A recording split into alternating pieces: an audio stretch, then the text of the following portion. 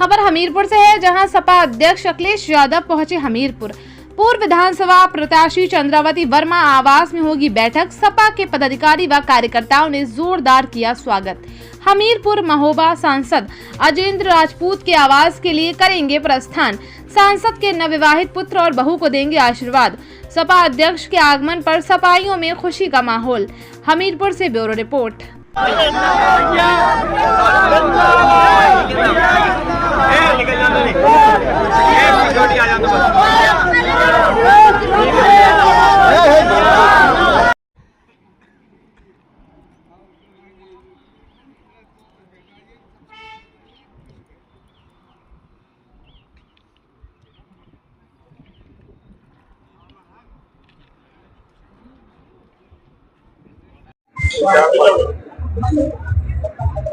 ये मैं अपने सांसद जी उनके बेटे का कार्यक्रम में शामिल होने आया। समाजवादी पार्टी से पिछले चुनाव में यही प्रत्याशी थी जो चुनाव लड़ी थी, जिन्हें हालांकि समय कम मिला था और उन परिस्थितियों में जो राजनीति के दाव पेच रहे, उन परिस्थितियों में भी बहुत अच्छा समाजवादी पार्टी के पक्ष में जनता ने मदद की। जो जमीनी सवाल हैं यहाँ पर, उन सवालों को लेकर के समाजवादियों ने हमेशा बुंदेलखंड की जनता को राहत देने का काम किया है। सड़क अच्छी बने, मंडियां बने, जो यहाँ की पैदावार है उसकी सही कीमत मिले।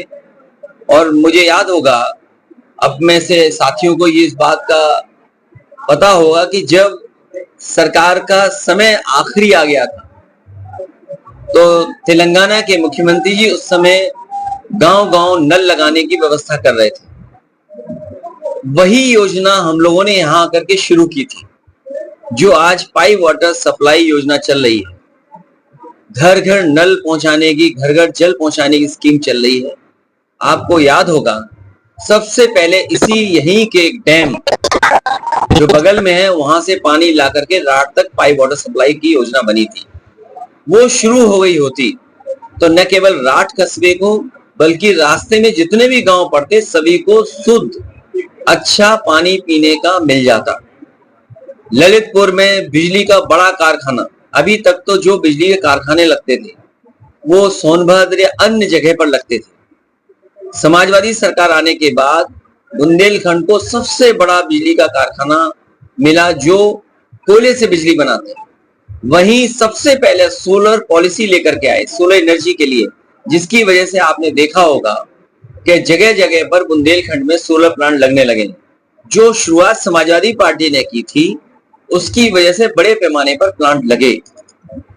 डायल 100, एम्बुलेंस सेवा, मेडिकल कॉलेज का बनाना, ये तमाम सुविधाएं देने का काम किया था।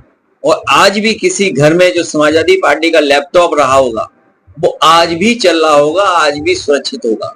जो आप ये नेटवर्क देख रहे हैं इंटरनेट का, हालांकि मैं किसी प्राइवेट कंपनी के पक्ष में नहीं बोल सकता हूं, लेकिन जो नेटवर्क जो उस समय बड़े पैमाने पे इन्वेस्टमेंट हुआ था जियो को लेकर के, वही आज आपको दिखाई दे रहा होगा बड़े पैमाने पर।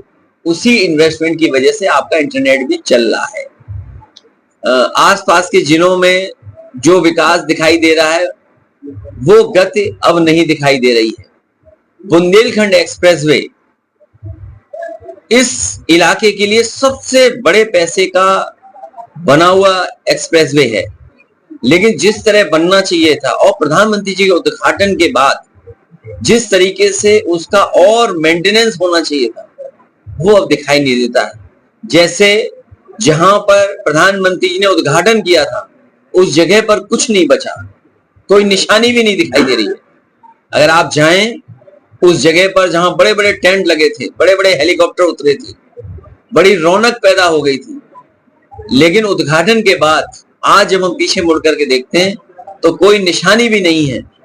और जब वहां निशानी नहीं है तो वो लोग जिन्होंने कभी बुंदेलखंड एक्सप्रेसवे बनाया था वो लोग भी बुंदेलखंड एक्सप्रेसवे को बना करके भूल गए। उसी की वजह से आपको उछल उछल के चलना पड़ता है, उछल उछल के जाना पड़ता है। अगर आपको रफ्तार की गति को न समझ पाए तो हो सकता है आपकी कमर का नुकसान हो जाए, पेट में दर्द हो जाए।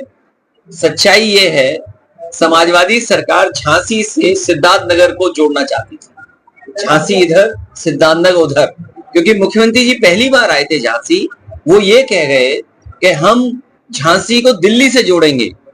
तो उस योजना के तहत उन्होंने जो समाजवादी सरकार की समय का विजन था केवल यूं टेढ़ा कर दिया, और उसका परिणाम यह हुआ कि चित्रकूट से लेकर के हमारे बिल्कुल भरतना विधानसभा में 2 लोकसभा, जहां कन्नौज और इटावा और मैनपुरी तीनों जुड़ती, वहां जाकर के ये एक्सप्रेसवे जुड़ गया। लेकिन मंडी नहीं बनी, मंडियां बननी चाहिए। जो शौचालय बने हैं, आप हमारे बनाए हुए शौचालय देख लो, यहाँ डब्बे रख दिए शौचालय के लिए। तो जिस मकसद से बनाया गया था वो मकसद पूरा नहीं हुआ। डिफेंस कॉरिडोर के नाम पर आपको सपने दिखाए गए कि यहाँ पर गोले बनेंगे, मिसाइल बनेगी, फाइटर जेट, नेट और न जाने कितने एयरक्राफ्ट बनेंगे, मिसाइल्स बनेंगी बड़ी बड़ी, land to land missiles, land to air missile, air to air missile बनेगी। आज बुंदेलखंड के लोग सोच रहे होंगे कि यहाँ तो सुतली का बम भी नहीं बन रहा है। कोई सुतली का बम बना हो तो बता दो। मेडिकल की दुर्दशा ऐसी है कि गरीबों को इलाज नहीं मिल रहा है, दवाई नहीं मिल रही, न पीएससी, न सीएससी, न जिला अस्पताल, और ना ही मेडिकल कॉलेज में कोई सुविधा है। मैंने कई बार जब सदन में था, मैं उस समय मैंने कहा कि पहला मेडिकल कॉलेज शाहजहांपुर का बना था, आज भी वहां असिस्टेंट प्रोफेसर नहीं है, मेडिकल स्टाफ नहीं है। गरीब का इलाज कैसे होगा? उरई जालौन का मेडिकल कॉलेज नेताजी ने उद्घाटन किया था, वो बन जाता तो बहुत सारे गरीबों का इलाज हो जाता। झांसी का मेडिकल कॉलेज तैयार हो जाता, अच्छी तरह चलता तो वो बन जाता। बांदा में नया बनाया था, वो बेकार हो गया। आपके यहाँ बनाया था, वो बेकार हो गया। तो जो सुविधा देनी चाहिए थी वो नहीं दे पाए। रोजगार और बेरोजगारी का इतना बड़ा हिसाब किताब कभी नहीं हुआ है। उत्तर प्रदेश से सबसे ज्यादा पलायन है पढ़े लिखे नौजवानों का, मजदूरों का। जो सरकारी आंकड़े बीजेपी के हैं, मेरे आंकड़े नहीं है, बीजेपी के आंकड़े, जो कहते हैं कि ये आंकड़े बेहतर हो गए, लेकिन सच्चाई ये है कि उत्तर प्रदेश को आज बेरोजगार नौजवानों की फौज बना करके तैयार कर दी बीजेपी के लोगों ने। हमारा बाजार बेचा जा रहा है। अखबार जब पढ़ते होंगे तो दुख होता होगा कि हमारे पढ़े लिखे लोग, प्रोफेशनल लोग अमेरिका से निकाले जा रहे हैं, बाहर निकाले जा रहे हैं। आज के अखबार में ही है कि जो प्रोफेशनल लोग हैं, जो लोग कहते थे कि हमारा रुतबा है दुनिया में,